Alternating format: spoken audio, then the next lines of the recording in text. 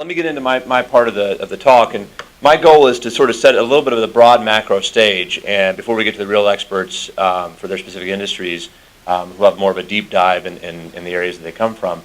So I'm reminded a little bit of a joke that, sort of an economist joke, so it's funny to academics, but the joke goes something like the following. So two economists are playing golf, and the first comes up and to tee off and hits this big snap hook that goes way to the left. He's frustrated. The next one comes up and hits this deep slice far to the right, and they high five and say, "We nailed it." Okay, so as I go through, what I'm going to show, instead of necessarily my view, I'm going to try to sort of hopefully rely on the law of averages and show you more consensus forecasts from a group of economists and try to average out some of the noise that we see. So what I've got, speaking of the sort of the Federal Reserve and the theme for the evening, I've got some data from the Federal Reserve and the Research Department in Philadelphia. They conduct a survey of professional forecasters. They've been doing this for a long time, since 1968. The current set is something like 42 professional forecasters. They provide advice used by big commercial units, and they use a variety of techniques to arrive at their forecast, but it's a nice set to look at to get some sense of people who do this for a living and what they're thinking.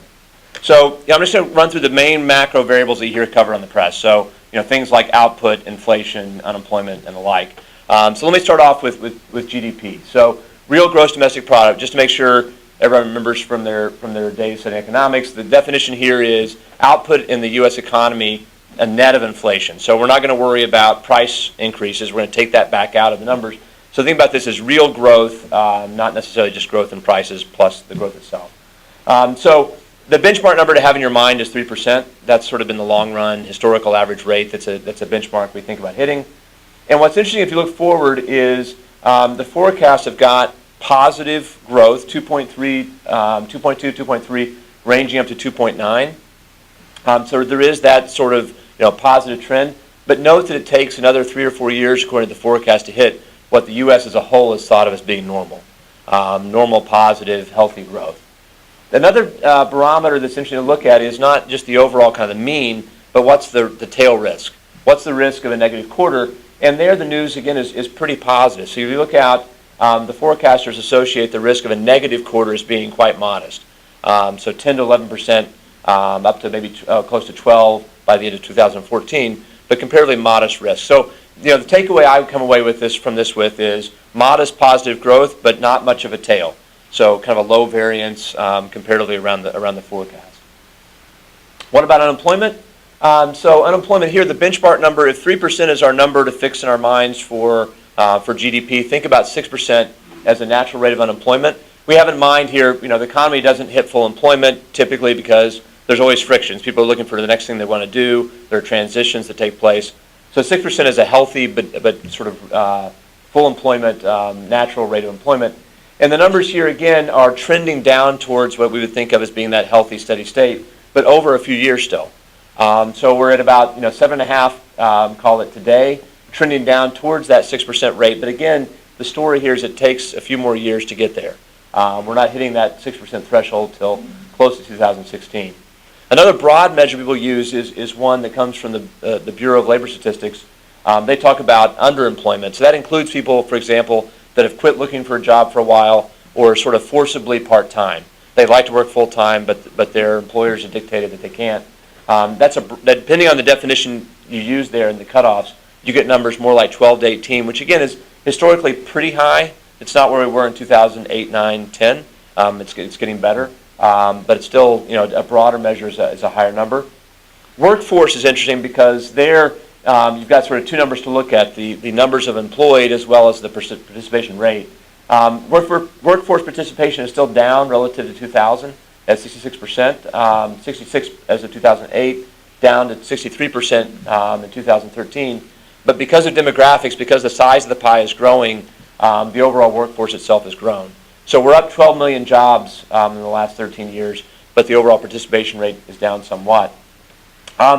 Something that macroeconomists talk about is Okun's Law, which is a relationship between GDP growth and unemployment. And the kind of way to think about it is if we start employing enough people, then that spurs GDP growth, and likewise, if GDP growth is taking off, then that spurs a decrease in unemployment.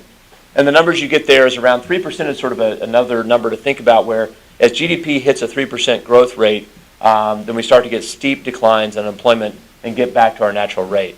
And in that sense, kind of the two slides, if you will, kind of agree where we're not hitting that kind of 3% growth, 6% unemployment threshold for a few more years. So positive growth, not that pessimistic in the sense of tail risk, but again, it's a few years away from what we would think of as being kind of normal but robust growth. So what about consumer spending, and what is driving this foundations of modest but low growth? Well, on the consumer side, we still got fairly stagnant incomes, not in Houston perhaps, not in Austin, but around the country. Still, unemployment is an issue. Households are still working through their leverage, still trying to pay down debt and deleverage. Uncertainty, which I'll come back to in just a minute. On the business side, on aggregate, you've still got somewhat slim profit prospects. Again, it's sector by sector. There are clearly exceptions. There's still some uncertainty, and the last couple of weeks have highlighted still some uncertainty over government policy, right? So as I'm sure we all are aware, issues that have come up over spending limits and the like have driven some more uncertainty. The good news, to some extent, is the market has taken it, which is a good sign. Government spending, and there's sort of two camps here. One camp is this is a huge deal. How can we possibly recover? And if you think about government spending, three ways out of a big deficit: you can grow your way out, you can tax your way out, or you can print more money. Right? So you can inflate your way out. And growth, it's fairly modest growth forecast again for the next few years. So it doesn't look like we're going to grow our way out that quickly. Tax is a tough thing to think we have the political will to tax our way out of it, which leads to inflation as another alternative. The answer I would say to the people that have inflation fears is the bond market doesn't agree. So what we look at there as a telltale sign is what the term structure looks like, what the slope of interest rates look like out to different maturities. And if you're worried about inflation as a big fear, the bond market's not there. So the bond market you can think of sort of like a point spread for inflation forecasts. It sort of splits the market, so it's a sort of median or mean across the bettors in the market. But you can tell you that the average investor is not that worried because the term structure, while upward sloping, is not that steep. So again, that bodes well as far as the overall environment for inflation going forward. So what about inflation? So the definition here is we're going to look at is the CPI, the Consumer Price Index. This index is not without controversy for the people that really dive deep into these issues and look at different numbers. It's a tough number to calculate because you'd like to be able to hold quality constant, for example. How do you think about quality of your television set? Right, we all have HD TVs and it's really cool. That's changed the world. So how do we think about a $500 TV now versus then? Those issues creep into the number. So it's not a number that hasn't been debated, but that's the number we're still going to cite and point to the most often. The average there is 4%. So again, you got 3% GDP growth, 6% inflation growth, 4% inflation is our benchmark, and we're still quite low behind that number. So if you look at the forecast going forward, depending on whether you think about the headline number versus a core number, it's still numbers around 1 point something, ranging up to 2, but it's taking several years.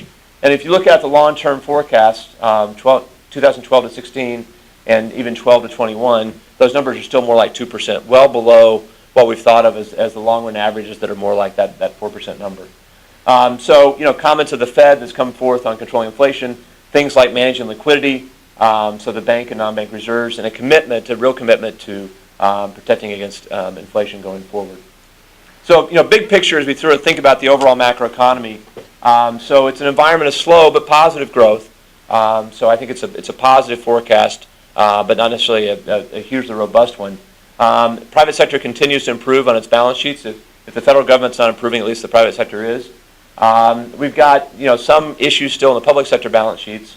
High unemployment, higher underemployment, low participation, but those things are trending better, right? So it's not a positive necessarily outlook in levels, but the trend is good. Low interest rates, and I think again, still my view, I'm a believer in markets. My view from the bond market is still lowish inflation forecast. The bond market, which I trust because there's a bunch of smart people trading bonds, doesn't seem to buy this idea that inflation's a serious issue in the near term. The one thing that sort of take away from this sort of economy is it tends to be an economy more about redistributing wealth around the economy rather than creating wealth. So things like energy and healthcare, which I think there clearly can be value creation there that enhances the wealth of the economy as a whole. Many of those ventures, though, can also be distributive. redistributive. So people who are going to spend more, and certain sectors make more out of that distribution than other sectors. And our own sector, education, has been accused of the same, where the rising costs of education are taking resources from one part of the economy and pulling them into another. These are Fed forecasts, and these are quite small, so it's a teaching technique.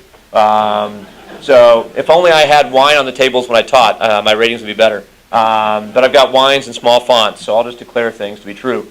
But this is from the most recent Fed meeting, where they came out and said they were not going to taper yet. So if you remember that, 3 weeks ago, probably 2-3 weeks ago, when they came out and said this, and the market rebounded robustly. And if you could read this, what it would show is kind of the change in forecast from the Fed around that meeting.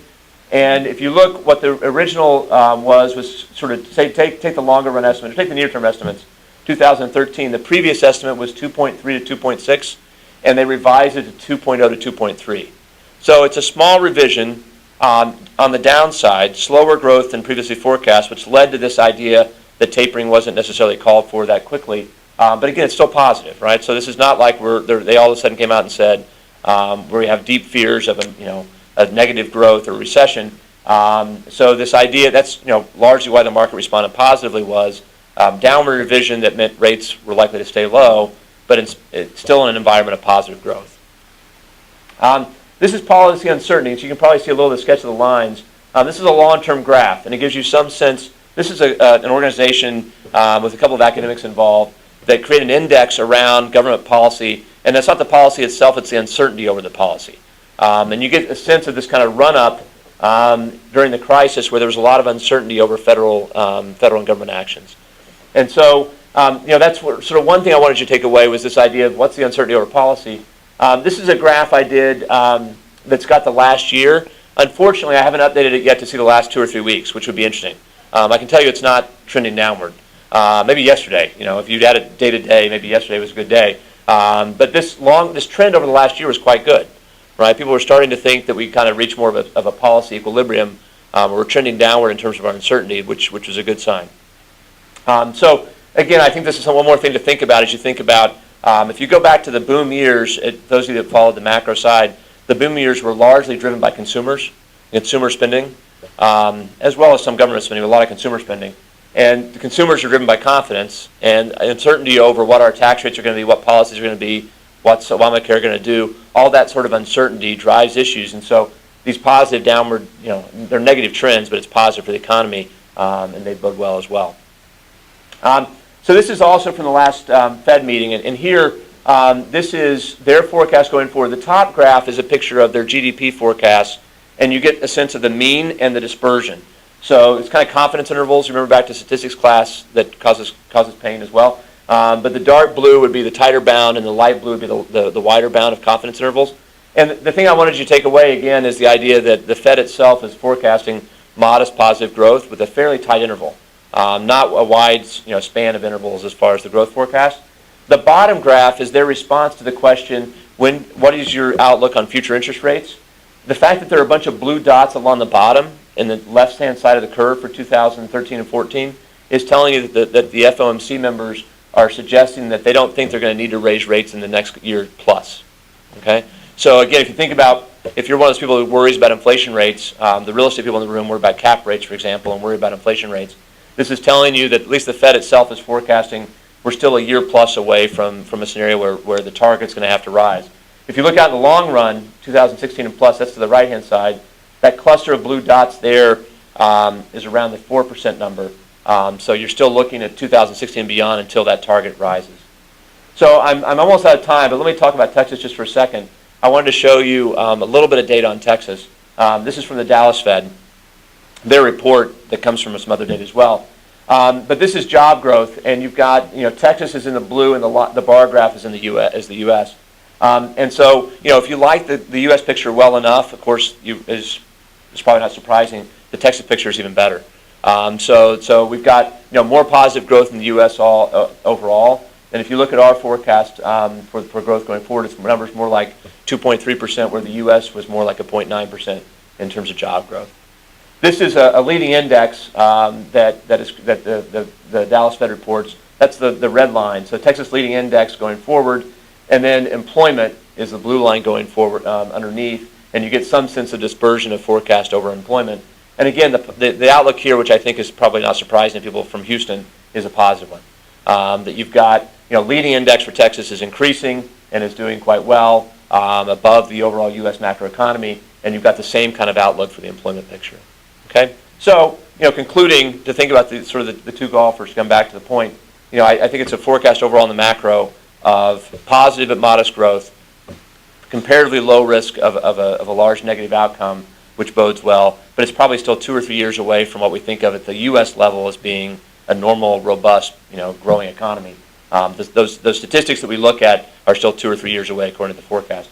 All that said, the Texas case is even better. All right, so I'll stop there. Thank you. Thank you.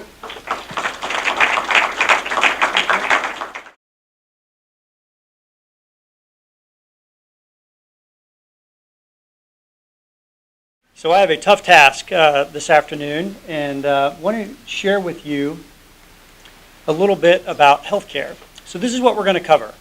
I left at my table my daily operations report. I'm going to talk to you about what healthcare looks like today, a little bit about healthcare reform, and then I'm going to talk to you about what that means for all of us.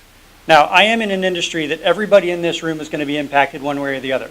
You're either a health insurance company that's going to be impacted, you're in healthcare, which you're going to be impacted, you're a provider, which is going to be impacted, or at a minimum, you are a patient of somebody and will be impacted.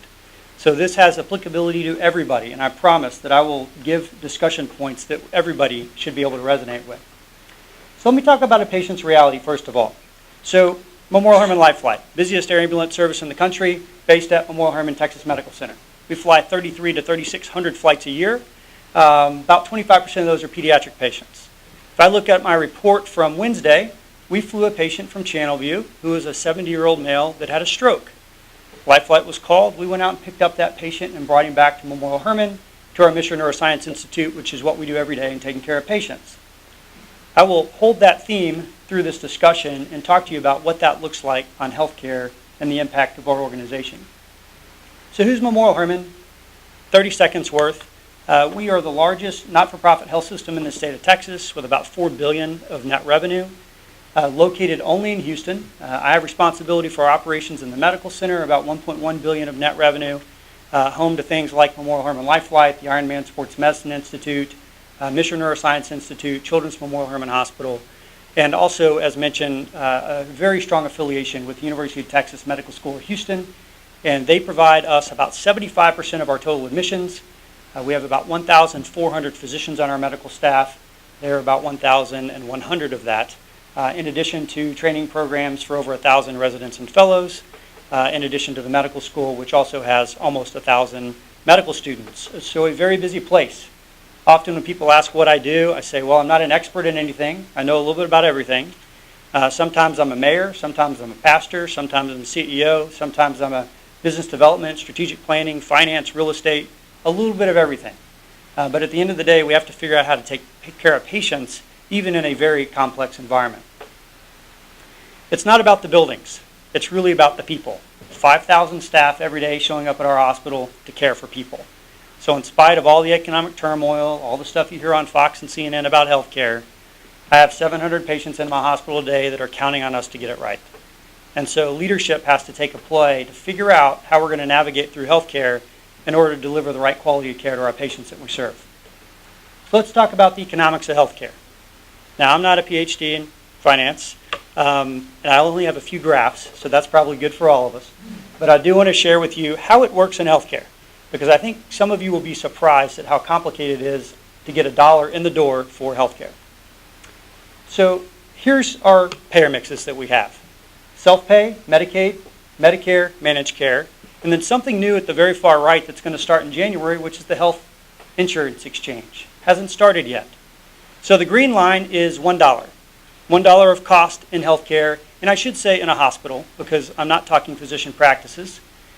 But for every $1 of cost, when I have a self-pay patient, which is a patient that has no form of payment, my cost reimbursement is 15 cents on the dollar. Okay? When I see a patient that is a Medicaid patient, which is a state-funded program, predominantly for those that are low income, My reimbursement of cost is 52 cents on the dollar.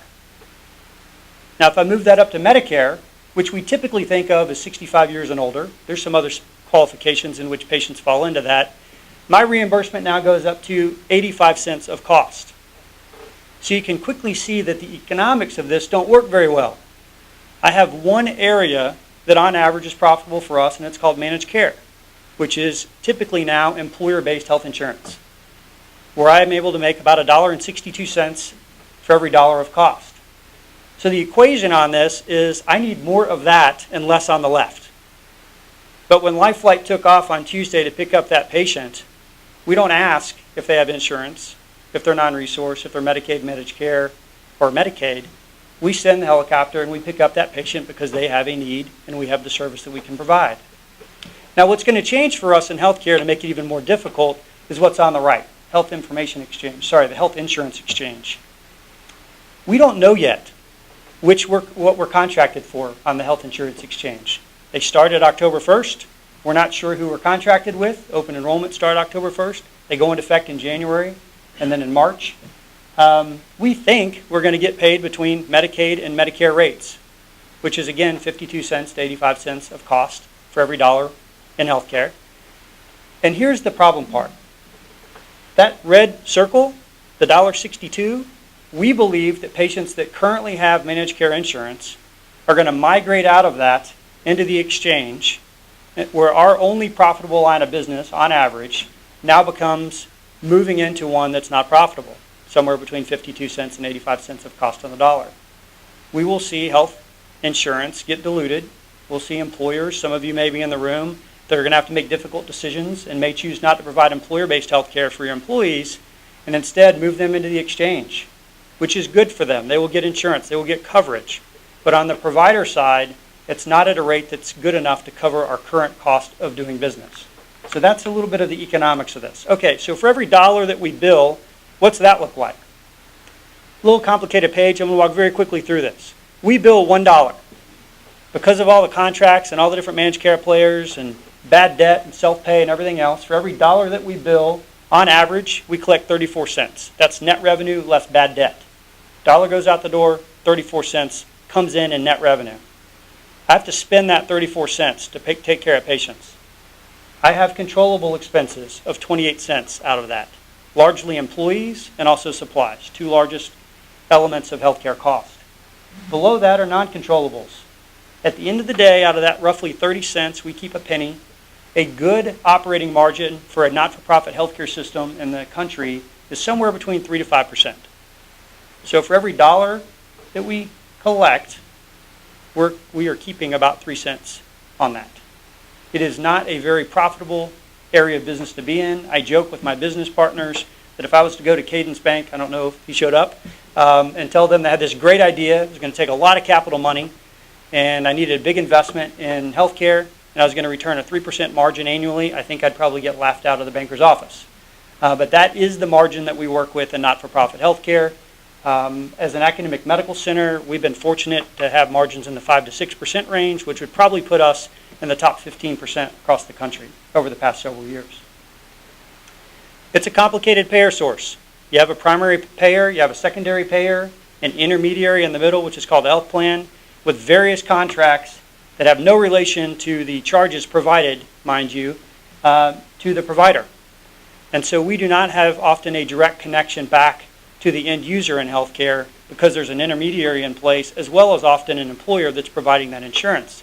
It is a very complicated model at the end of the day. The other thing that I'll mention is we are seeing, and I'll talk about this a little bit more, with the health exchange and some of the things with the Affordable Care Act, high deductible health plans. So now what we are seeing is something that we haven't seen before, which are people that are gainfully employed, doing really good work, but have very high copay and deductibles that they don't pay, that then rolls over to me to have bad debt. And so my cost of doing business didn't change, but the dollars coming in the door did change. So that's a new element that's growing very rapidly in healthcare. And Memorial Hermann last year in this community provided over $800 million worth of charity and non-resource care. So think about that on a $4 billion net revenue business. of the amount of money that we're spending to provide care. Now, the Affordable Care Act will take care of some of that because more people will be enrolled, but again, it's at a lesser dollar amount for us overall.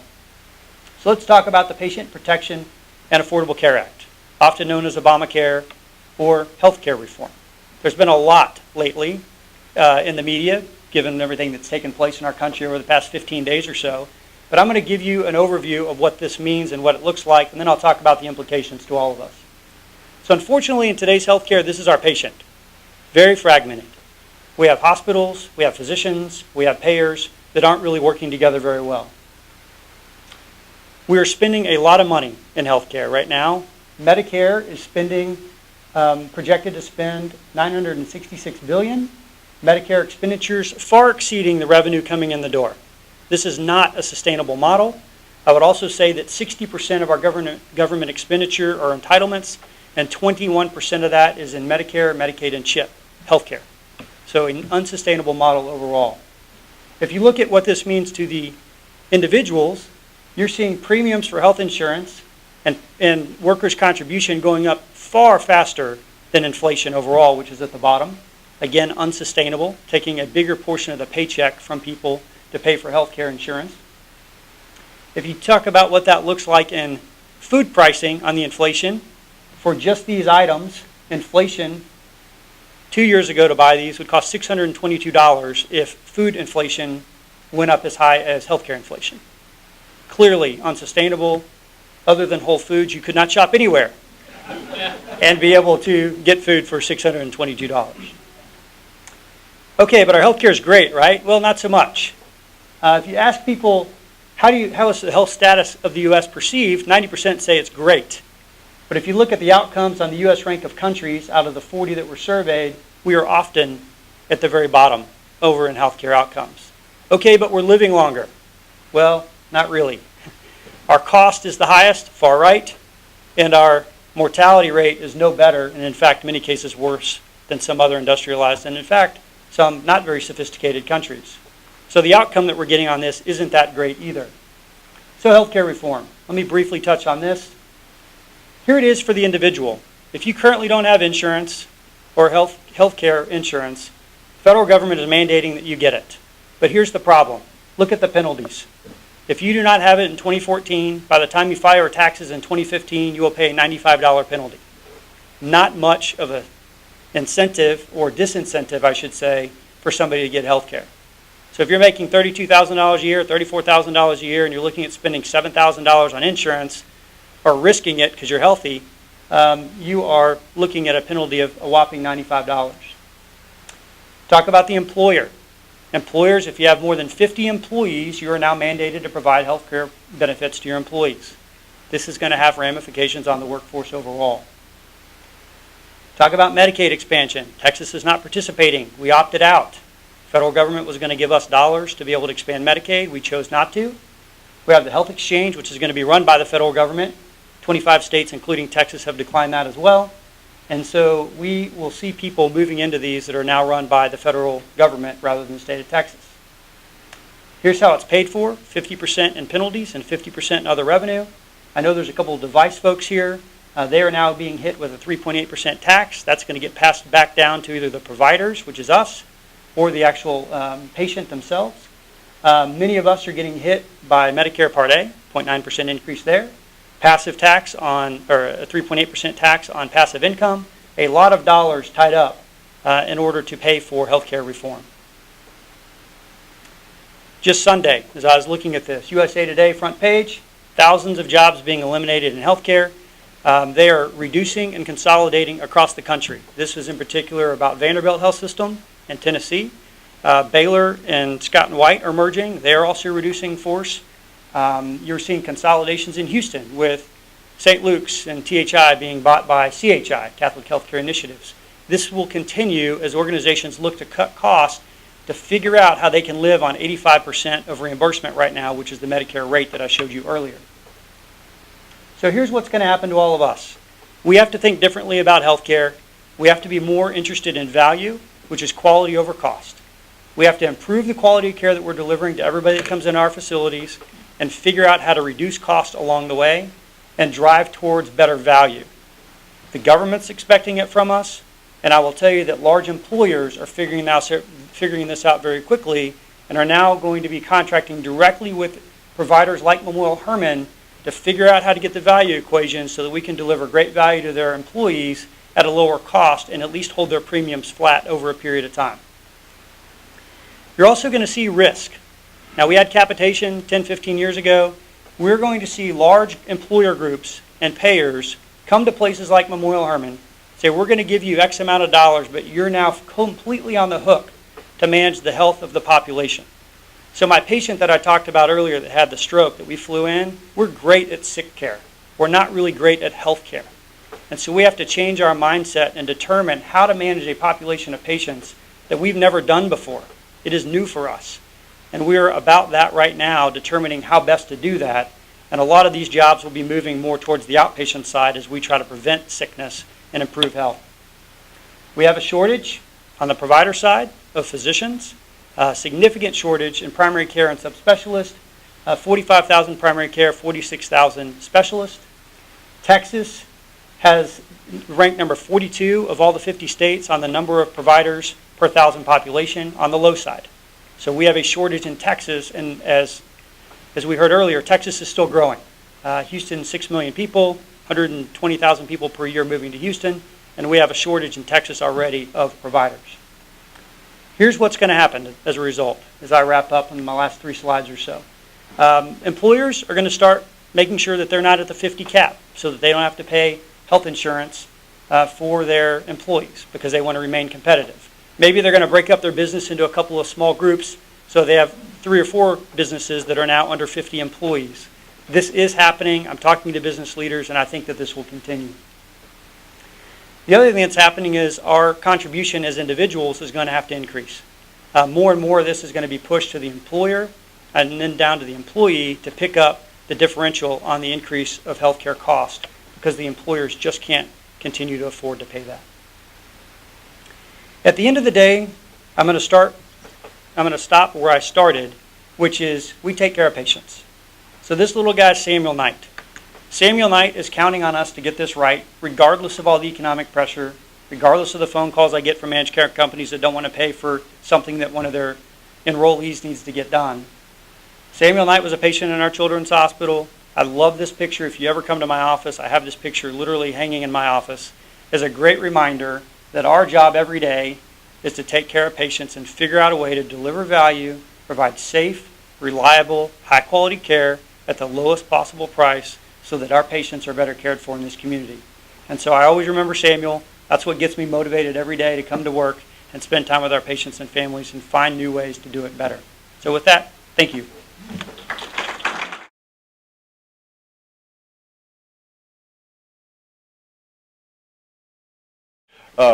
I appreciate the opportunity to be here. Talk a little bit about data, what we do with. I'm not really going to go into what we do, but really how companies are thinking about data. A simple story about, I guess, getting data right. About, I don't know, my kids. I didn't go to UT. I do have a son who is a sophomore at UT. But when he was about yay high, my wife who's from England, wanted to do a family vacation down in Seaside, Florida, and get her brothers and their little kids together and so forth. And so we were down there, and one day one of her brothers and his wife and their 2 small kids were supposed to be flying in from London. And so I went back to the beach house, and I had a message that they were just boarding the plane in Atlanta, and I needed to go pick them up. And the closest airport to Seaside, Florida, is Panama City Airport down the Panhandle of Florida.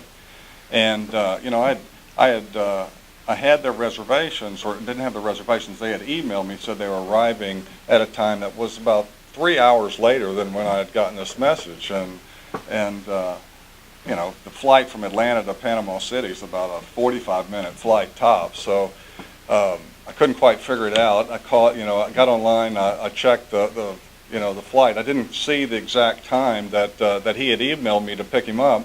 So I called Delta, and I got an agent on the phone, And I said, is there a flight coming to Panama City landing around so-and-so? She said no.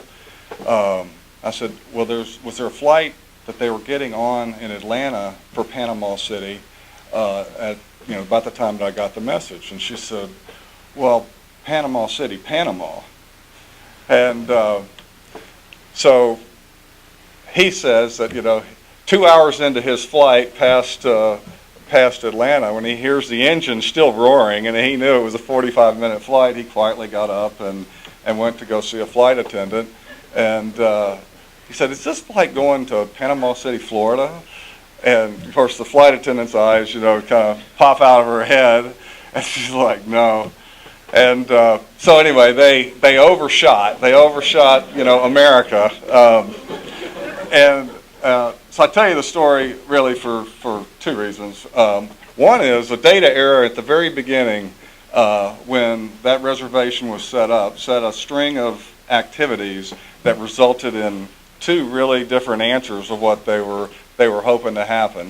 They called in. They may have said or may not have said Panama City, Florida. The travel agent in England probably never heard of Panama City, Florida. She just books it to Panama. They get the tickets, don't really look closely.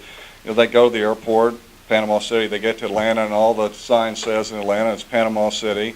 They're checking passports, but they're European. They're check passports all the time. They get on the plane, and lo and behold, they miss America. A small error at the beginning can result in a really different answer at the end. And the second has nothing to do with my talk. The reason that I tell you the story is everybody has difficult conversations that they have to have in business.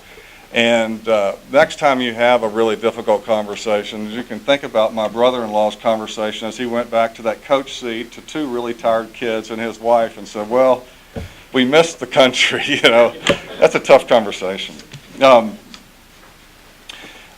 My comments are going to be really a little bit about what we see industry-wide and what's driving companies to invest in data. My comments, when you think about that, the backdrop is we sell subscription solutions to B2B companies that really answer three questions for them. Who should I be selling to? What products should I be selling? And what prices should I be offering those products for? The customers that we sell to are the customers that that manufacture and distribute things that are in this building, whether it's the carpets or whether it's this lighting equipment or whether it's the equipment that was used to build this facility and so forth. We sell subscription services that allow those individuals to sell to either projects like this and to price the products that they have for that. Gartner says that there's about 2/3 of companies today have a big data project underway. They're spending obviously millions and millions of dollars to do that. The question really is why? Why are they spending so much money to try to harvest this data? Oh, that's the wrong one. That one. There we go. Complexity. I don't think anybody in this room would argue that the world is getting more and more complex. The two things that are generally pointed to as to leading this complexity are the rise of the digital revolution and the fall of the geographic barriers for companies to enter to different countries around the world. So the rise of the digital revolution, Moore's Law, and all the different increases in computing capacity and all the different devices that we use today, and the ability for companies to enter. Couple that with the instant and cheap ability to communicate with a broad array of suppliers, customers, employees, investors, and the number of connection points and the interrelation of communication that's going really around the world, across companies, and all these different constituents that they communicate with is exploding, and it's causing a significant increase in complexity. So how are we doing with that? How have we, as a businesses, how have businesses responded to that complexity? There was a survey, or not a survey, but some results that came out in it was around 10 years ago, I think, but that the return on assets for businesses since 1965 has dropped 75%. So that is net income divided by total assets is down 75% since 1965. So the return that companies are getting on the investments that they're making has declined substantially. This is probably hard to read. This is a Morgan Stanley report that was out last week. And essentially what it's showing, it's a more recent view of what's going on in the world. The left side is the number of quarterly revenue surprises, whether upside or downside, that have happened over the last X number of quarters. And so you see a kind of certainly a declining trend in upside revenue surprises that companies are reporting. Not surprisingly, given that, on the right side is the number of negative earnings surprises that they're reporting during the same period, which is going up. So revenue is getting harder to come by, and that's driving margin challenges for companies as they're trying to figure out how to deal with that. Couple that with what we see in business is something I like to call kind of this inherent inertia that exists in corporations that are moving in certain directions, know they need to change, but it's very difficult for them to change directions. If you think about, it's kind of like a boat going down a lake that maybe it's on autopilot, and it's moving in a certain direction, and if you have to just decide you need to go back completely the other way, there's really two ways that you can do that. And if you choose the way of taking the steering wheel and turning the steering wheel and getting the boat going back the other way, that's fine, you can get it going, but as soon as you let go of the steering wheel and do something else, the boat's going to start to migrate back to where it was going. And that's really the way a lot of companies, I think, are dealing with this complexity, in that as complexity happens, a lot of times either they freeze, or the first thing that they try to do is, let's simplify things. So maybe we'll put in more processes or put in some more controls to try to control around that different complexity. An easy example in our world is around pricing. And so if there's a lot of over discounting that's happening through your sales force in the field, one natural way that companies will respond is, okay, any discount over 15%, it's got to come to certain approval, and then if it's over 25%, it's got to go to somebody else's approval. So now you're creating actually more levels of work that has to be done. You have to buy more software, frankly, to deal with all these different exceptions. And in the end, you haven't really fixed the root cause, which is really a bad price that's out in the field that's creating the problem in and of itself. And for customers that we deal with, they generally have hundreds of thousands, if not millions, of products that they're trying to price and sell. They may have tens of thousands or hundreds of thousands of customers that they're trying to price those to. So the volume of information that they're trying to deal with is on quite a grand scale. So if you think about trying to price particular product for a particular customer in a particular geography against a particular competitor and what that price should be, you literally have tens or hundreds of millions of potential prices that you could have into the marketplace. So how do you block through and get through this inherent inertia? There's a book written a few years ago called Change or Die, and I hate to tell this story with medical experts in here because I'll probably botch it, but there's several studies that have been done around heart patients who have coronary artery blockage and so forth that are in severe cases, either need some kind of bypass surgery. And the data suggested that it's less than 3% of those that had surgery actually had a significant change in either whether they actually ultimately had the heart attack that was coming on, or whether they had lived a longer life. So the success of the surgery was quite low.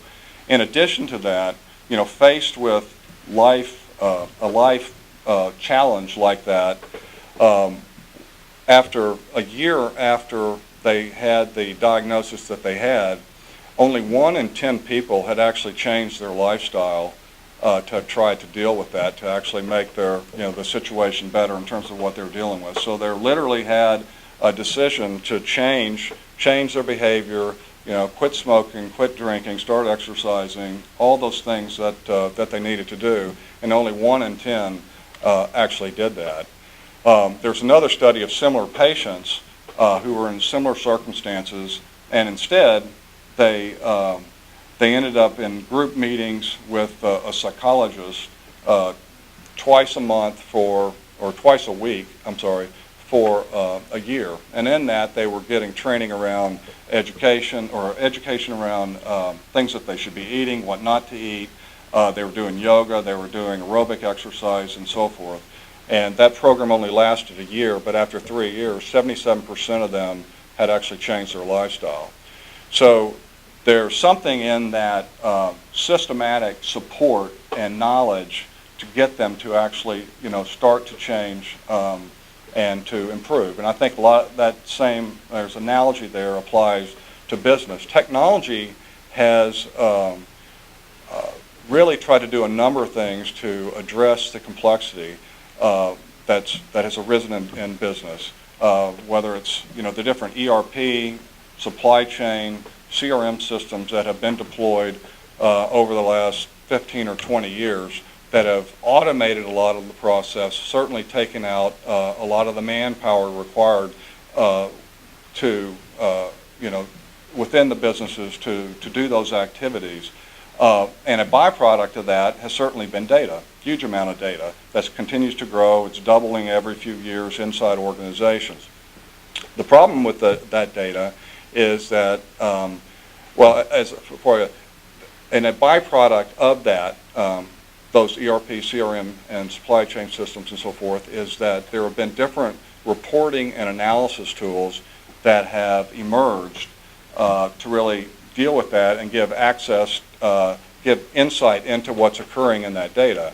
So, business objects and Cognos and those look at that data and they can provide reports to management that says, okay, for this period of time, this is how much revenue we had, this is how much expenses we had, this is how much inventory we had, and so forth. And I think of that as communication of really line employees to management about what's taking place in the business, because it's those line employees that are making transactions happen, whether it's a sale and an invoice is coming through, or whether it's an opportunity for a sale that's going into the CRM system and there's pipeline reports that come out of that. It's those line employees' activities that create that data that then gets viewed by management through those different reporting tools to tell them what's going on in the business. And really the next step, which is where companies like us come in, is to really help drive that systematic knowledge and push it out to employees to actually change activity and behavior that's taking place within those organizations. And the way to do that is to take that data, optimize it for a specific purpose, infuse business strategy and corporate strategy around that, and then provide answers out to employees that impact the decisions that they're making and drive corporate behavior and the corporate activity that drives better P&L results. So in our case, we take data, we apply science to it, we provide better prices. We actually have allow our customers to design their strategy. So for these segments, they're going for volume. These segments are going for margin. Take those segments, apply the pricing out to their salespeople through their CRM system. So when they go quote a deal, it's for this customer, this geography, and this competitive environment. Boom, here's the prices that we're going to go offer, and they go offer that. So I think the big trend that's happening in our world around data is that optimizing data is giving management a way in a systematic and repeatable way to push that data out to employees and to impact their businesses and their P&Ls in a positive way going forward. So, I heard somebody say yesterday that they thought data was the oil of the 21st century. I don't know if I buy that statement, but it's certainly the largest off-balance sheet asset that most companies have today, and that's why they're spending millions to get leverage out of it. Thank you.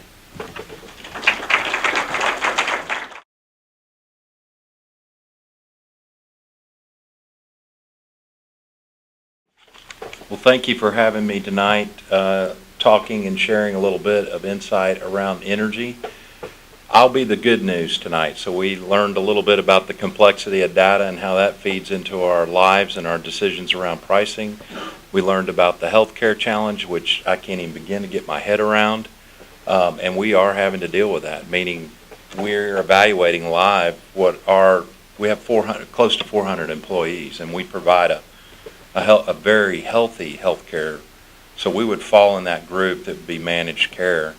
And it's always been, even from our early days, a huge cost component, but I believe that it's the right thing to do, so we've stuck with it. But it's getting harder and harder every year to stay the course on that. And now with the forced mandate, that's even bringing a legal consequence to it. So I'll be the good news tonight. My discussion tonight is around three major themes. The largest being the U.S. moving towards energy independence. This is huge. This implication alone means that we don't have to spend as much money as we've spent over the last 30 years on military issues and defending oil positions all over the globe. So this is a game changer for us. And we haven't been in this position since World War II. So this is not a new phenomenon, at least for my generation. I'm 49 years old. All I can remember is the oil embargo and a lot of different wars being fought for a lot of different reasons I couldn't understand. So this is a big, different course for us to get on this path to energy independence. It's a big deal. The advantages, what's driving that are the technology advancements and the shale, both the oil and the gas shale, which is a popular phenomenon that we're seeing in our industry that's changed that game or pointed us towards this oil independence.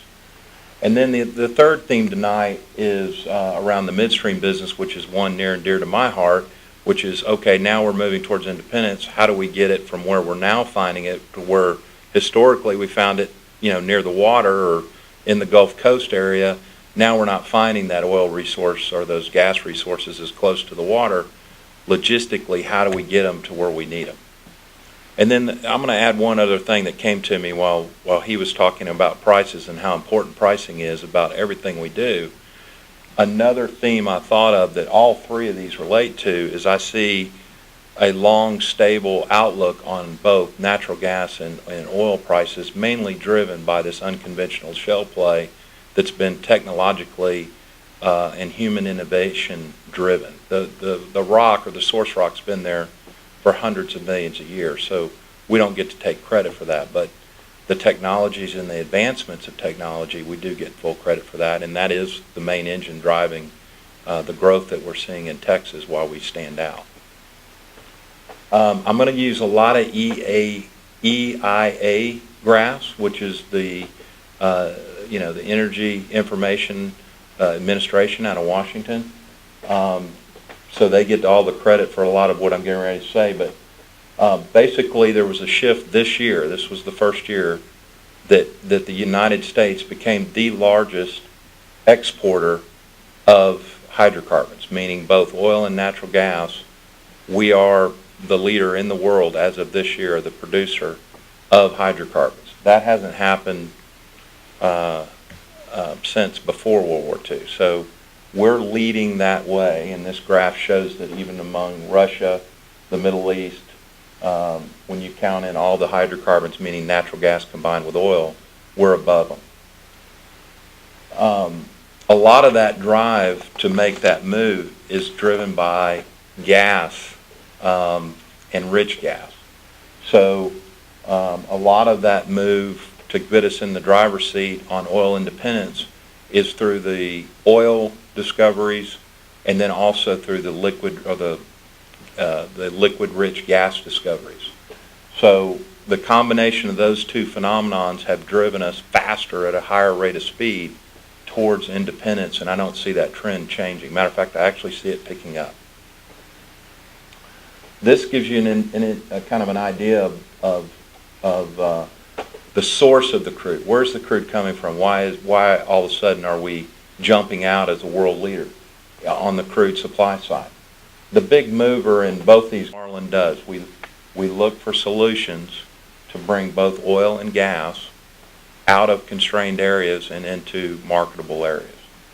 Another kind of analogy around this model or this business model is that I believe, or it's my belief, that the midstream business will become the utility business of the future, meaning Kinder Morgan's, Enterprises, all these names that no one ever used to hear, but now they hear them a lot, particularly in Houston, because they're driving our growth, are becoming the utilities of these solutions. So we're not competing with them, but we're ancillary to them, coming in and finding solutions around our scale or our size of problems that we seek to solve.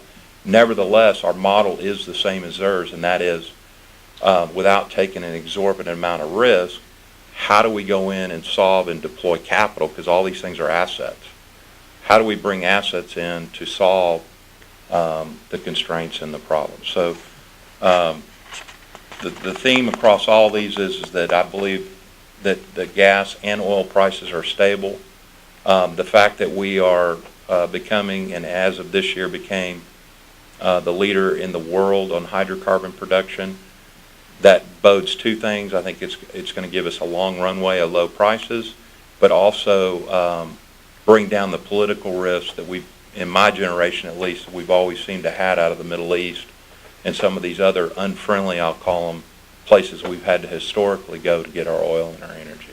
I think with that, I always throw this up.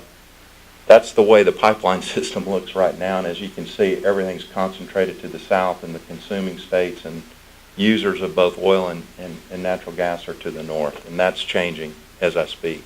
Now there's a big shift in that.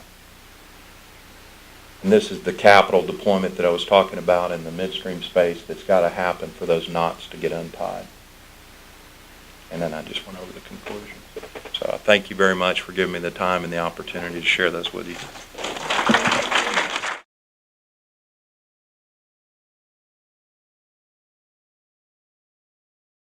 I don't know, what's your outlook on the healthcare for the middle class? I think it's tough. I think all of us have taken business courses and looked at actuarial tables and other things. And I've just said, if you look at the health insurance reform component of health reform, if you're a health insurance provider, your margin is now capped. You have no lifetime maximums on the enrollees. If you're up to 26 years of age, you can still be carried on your parents' insurance. And the last element is there's no exclusion for pre-existing conditions. So while that's great for people that need insurance, and so I'm not negating that at all, the math just doesn't work. So as a result of that, the risk base changes dramatically. And so that is going to put more pressure on premiums to the healthy. It's just the way, that's just math. It's not politics, it's just math. And so I would venture to say a lot of people sitting in this room are going to see premiums go up, deductibles go up, which means more out of pocket, perhaps copays go up. So that is a tax at the end of the day. It's not called a tax, but it will be a huge implication, I believe. And then as the provider, as I've mentioned, we see that show up in bad debt. So while people do have insurance, if their premium is $5,000 and they were in the ER, there's a high likelihood I'm not going to get paid for that. So in my opinion, there is a additional tax burden built in, although it's not called a tax. Jay, we've got a question here. Craig, your financial dire straits, if you will, for healthcare is staggering. Private philanthropy has been very significant, particularly here in Houston, for healthcare. Can you give us a perspective on the future of that, and will it go beyond just bricks and mortar? Is it going to play a role in how healthcare is delivered? Great question. Philanthropy is very important for not-for-profit healthcare, but it's not going to be the solution. And Houston is a very generous community. We are just wrapping up a $100 million neuroscience campaign as an example. I can tell you that when I'm out talking to potential donors, they are looking to spend more wisely. It's less about bricks and mortar, and they want more on partnership. And so as an example, Memorial Hermann and UT are out in the marketplace together doing philanthropy rather than UT competing against Memorial Hermann for that same donor. So the donor community appreciates that partnership. And I see a shift more towards intellectual capital, more investments in intellectual capital as compared to bricks and mortar. But it won't be enough to get us out of where we are. I have a second part to the question. What about the intellectual properties and the commercialization of everything that comes out of healthcare? Is that a potential source of revenue? I think that's a fantastic question. Houston, in my opinion, is far behind. There are other centers in California and Boston that have done a great job translating research and science and product build and commercializing that in a meaningful way. I will tell you that our new CEO of the Texas Medical Center, Dr. Bobby Robbins, who came to us from Stanford, is pushing that and asking for collaboration among the Texas Medical Center institutions, of which there are 54, and trying to have Houston become known for the generation of new technology and innovation in healthcare, and driving that, which is not something that we've historically had. So we want to become an incubator of sorts with the intellectual capital we have in the Texas Medical Center and across this region, and drive products to market. And so that's something that we are just beginning in the Texas Medical Center. Would you see upside for that? Absolutely. And Bob, I'm going to add to that, in the next issue of Texas CEO Magazine, you're going to read about Dr. Bobby Robbins and what is happening in translational research in Houston on his new watch, and it's considerable. It Pat is. didn't ask me to even. Sir. Actually, that was part of my question, and I think 1965, the Club of Rome said the food shortage was going to result in massive starvation by today. Don't you think technology is the way out of our healthcare crisis, and shouldn't Houston lead the way? Agreed. I mean, I think translational, just we talked about, healthcare technology is amazing now and what you can do with your iPhone and other wearable devices. I just had a visit with the CEO of a very large manufacturing company, and I can tell you that if we are managing a population of patients, as I've mentioned, and so you have to make an assumption that I might be right in that, and I don't know, but if we're managing a population of patients, my best day will be when our hospital is empty. So think about that from a business model shift. Right now, my hospital's full, doing great. Tomorrow, if I'm managing that same population of patients, and I'm on the hook for that from global risk, I don't want patients in my hospital, which means I reshift the workforce towards preventative medicine, outpatient care, home health, wearable devices, so that I can better manage that heart failure patient at their home in a proactive manner, rather than waiting for that patient to show up in my emergency center that's in a cardiac crisis. And so that is where we're going in healthcare. Something's going to have to lead the way that will force that shift. We're not there yet in Houston, and we're somewhat protected because of the great economy we have with oil and gas and everything else. We don't have a crisis in Houston right now around the economy, as is the case in several other parts across the country. All right, so let me take one of the written questions. And since we're on healthcare, to continue the dour theme. So think of, the question is stemming from, Texas is on the landscape these days of institutional investors, large investors. It's on the radar. So the question is, given the current boom, what could go wrong? I can call on you. Yeah, no, I've got it. I'm thinking, what could go wrong? It's for anybody, so anybody want to Yeah, well, I'll take the healthcare piece just brief. I'm happy to hand this off, but there's an element of complacency and arrogance that I think can get built in when you have continued run of success. I think that can happen, and that is something that I'm always watching out for organizationally. And I think that for a city like Houston that's been so blessed and very successful over time, that can come into play. And I think that's going to be interesting to watch over time. The other thing that can happen, I'll tell you, healthcare is highly regulated. There are a lot of requirements from the federal government on the healthcare side, much more expectations around quality outcomes, which is the right thing to do, but with pretty stiff penalties when you don't provide perfect care. And there's not enough accountability on the individual side, so you take a patient that's not really accountable for a lot of what they do. They show up in a hospital and expect perfect care on the outcome. That is a hard thing to deliver. And I think that healthcare systems across the country are going to fail in trying to achieve that. Any ideas of what could go wrong? Keith? I think we just had 2 weeks of what can go wrong. I mean, anybody that wasn't on medication or sleeping or whatever can see very quickly how things outside of our control, including all the smart people in this room, have so little input to what's going on in Washington and how disconnected. I would tell you that from my perspective, and I use Texas a lot in my examples when I speak with people about what's going on, I refer to us as being in a room full of midgets with the lights turned off, and we just happen to be fortunate enough that we're 2 inches taller than everybody else. So we act like we're so tall and mighty in Texas.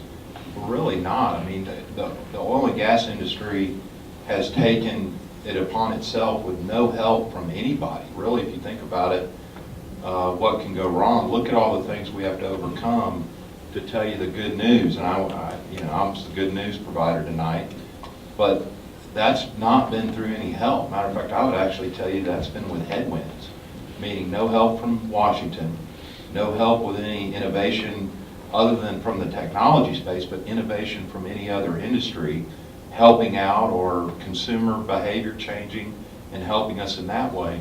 So I actually think that we're at a very critical point, and that if we don't get it, and healthcare is a great indicator of noise, if we don't start getting some of these multiple choice questions right, and we're getting them wrong, and I think Washington is pointed to that, and our lack of leadership, we really are at a pivotal point. So I actually have a different outlook. I think that a lot of things could go wrong in spite, even here in Texas, in spite of what's outside of our control. So what worries me towards the question is, when does Washington actually do a restructuring and get its act together? I would just say that the companies that we deal with are pretty skittish right now.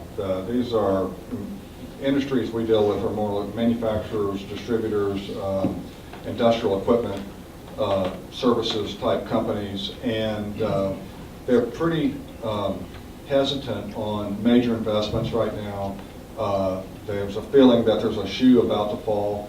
The chart I showed, revenue growth is getting very hard to come by. They feel like they've squeezed their cost structure already substantially, and they're looking for a lot of different ways to try to positively impact their P&L. But they're very worried about top line growth right now. Thanks. So a question for Keith. So talk about, and sort of blending two questions on energy profitability. So one question is there still a healthy profit margin in drilling for dry gas, despite the depressed price? Next question that I think is related is, as you look forward and think about the cost of extracting hydrocarbons going forward in increasingly complex and harsh environments, is that going to increase costs, and if so, how will profitability look going forward? Two really good questions. As I kind of alluded to, we're in a growth stage, and that's why we're leading the world now for the first time in over 70 years in producing the most hydrocarbons in the world. So that's a good theme and we should be proud of that. Again, no one's helping us with that. That's true American innovation that's doing that in every sense of the word. So that's a very positive message and a very positive thing for prices. On the dry gas question, which is a darn good question, there's not as much dry gas, so that development's getting pushed out, which is what I hinted to, that there's a 100-year inventory of gas. Most of that, call it 70% of that, is dry gas. So because we're not regulated and these producers hold these large positions of dry gas, they're pushing, like in any economy, they're looking at today's price and they're going, hey, I can't really efficiently bring that gas with today's technology onto the market at these prices. So they're making a rational behavior. They're saying, we're going to push out that development for another 10, 15 years, and we'll reassess where prices are, which is great for us, right? Because that gives you some stability around visibility of some stable prices. We've never had that before. Every time we're either boom or bust. We either are going to $1 on gas, or the most recent round turn was $2 during the Enron crisis, and then back to $13 in 08. So we've been up and down, which is why no investment has come in of significant proportion to create demand for that natural gas. So what's different this time, to the question, is that the dry gas envelope is so large that it gives you a huge inventory to drill it, and to drill it cost effectively. It's not going to get drilled right now, though, not at $3.60 an MMBTU. Yes, sir. Along those lines, there are individuals in the upstream space that don't have options in terms of what they're drilling, so all they have is dry gas assets. And so Houston's an interesting place because it's kind of set apart where there exists those dry gas drillers versus petrochemical and downstream producers. And where they disagree the most is what you mentioned, which is the LNG exportation. So the guys that only have dry gas assets are saying allow exportation of natural gas so that the natural gas prices can increase and we can make a buck. And the chemical and downstream producers are saying by no means export it, keep the prices low so we can make cheap polyethylene on the Gulf Coast. Both have said let it go one way or the other, and it's going to increase the employability and the job growth in our different sectors. What do you feel about that? Because it seems to be a seesaw. So my view on that is there is no bad answer. Think about it. So you got the super majors, the users, that want to invest billions of dollars to expand their ethylene crackers down here on the Louisiana or Texas. Those ethylene crackers employ 1,000 employees, and those guys aren't making $7 an hour. Okay, those jobs are paying. The lowest paying job in those plants is probably $25 to $30 an hour. So these are not. These are really good jobs. These are jobs that we need, and we need a long runway of those type of projects. And by the way, the ethylene crackers and the other proposed extraction and export mechanism to export natural gas, those are all $5 billion and above, depending on the size and calibration. So these are not small, quick fixes. These are, and that's why this battle is going on. These are big commitments of capital and employment. So these are all good things. There's no bad losers. And the other side of it is that producers want to make sure that they get the high price, because right now, live in the world price of natural gas is about $11 an MMBTU on average. That's high. So think about the competitive advantage live. No one's really talking about it, but you're starting to, I've picked up in the last 6 to 8 months, there's a resurgence of jobs coming back to the United States. Why is that happening? It's happening because there's cheap and available energy. And we are becoming, not because of labor, because labor's always had a lot of volatility around it on whether we could compete with China or Mexico or whoever the newest kid on the block was with a labor input. But because the infrastructure is there, and because that we can provide a longer view of stable pricing, companies, Timken Steel, all these companies that were exporting and building in third world countries are bringing those jobs back to the U.S. And the people that we sell gas to, that we talk to, hey, why are you doing this, especially with all this uncertainty? Keith, because we know that now for the next, or we have a high degree of confidence for the next 5 to 15 years, that gas is not going to run off to $13 again. And so now that we can see down the runway that it's going to be, call it $3 to $6, that's a cheap energy BTU trade. We don't get that in Romania. Romania live right now, my mother-in-law is Romanian and has a master's in engineering and works for Timken. They built a plant there 10 years ago, and it's killing them because Russia's putting the squeeze on them to sell them natural gas. Their gas costs have gone from about $5 an MMBTU to it's $15 live right now. And so all this investment they made over the last 10 years to create those jobs there are now all getting shifted back to Cleveland, Ohio and Canton, Ohio, which is where Timken has U.S. very sophisticated steel value-add facilities for ball bearings. And so those jobs are coming back. Why are they coming back? Because we're a good deal. We have willing and able people that want to work in those factories. Granted, we're not the cheapest state on labor, but we've come in. And the other big contributor, the largest one that she points to, is our electricity and our natural gas costs are now not only low right now, but are foreseeably low. So that's a big driver. It's almost like a tax advantage that we're enjoying. So it's creeping back in.